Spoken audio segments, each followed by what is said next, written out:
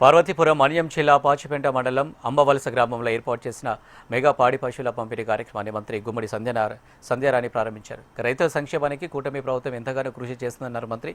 గిరిజన కుటుంబాల ఆర్థిక బలోపేతమే ప్రభుత్వ ప్రధాన లక్ష్యమన్నారు మంత్రి. ఇక మొబైల్ వెటర్నరీ క్లినిక్ ద్వారా గ్రామాల వద్దే పశువులకు వైద్య సేవలు అందజేస్తున్నామని చెప్పారు మంత్రి.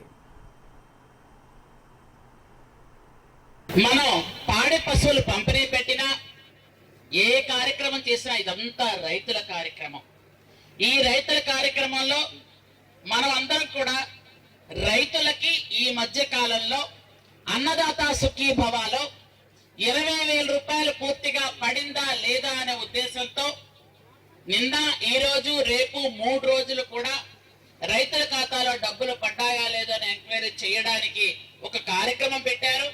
ఆ కార్యక్రమంలో మొదట్లో 7,000, రెండో విడత 7,000, మూడో విడత మొన్ననే 6,000 రూపాయలు మన 13వ తేదీన పడ్డాయి. మొత్తం 20,000 రూపాయలు ఇచ్చిన ఏకైక ప్రభుత్వం ఏది అని అంటే మన కూటమి ప్రభుత్వం, మన చంద్రబాబు నాయుడు గారు ముఖ్యమంత్రి గారు. ఈరోజు